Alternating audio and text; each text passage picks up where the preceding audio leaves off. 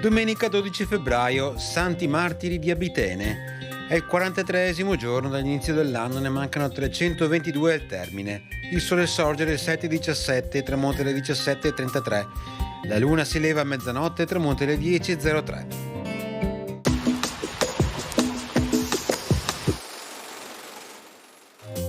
Per la prima volta compare una legge attributiva di poteri agli inquisitori di Stato, il nuovo organismo creato dal Consiglio dei 10 con compiti esecutivi ed istruttori.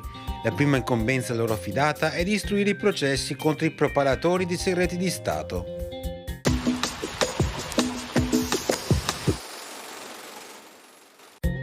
Le previsioni per domani: cielo sereno, sulla pianura nebbie locali di notte, in dissolvimento la mattina e in nuova formazione di sera. Precipitazioni assenti, temperature rispetto a domenica generalmente in aumento anche sensibile, di pomeriggio senza variazioni di rilievo sulla pianura e nelle valli.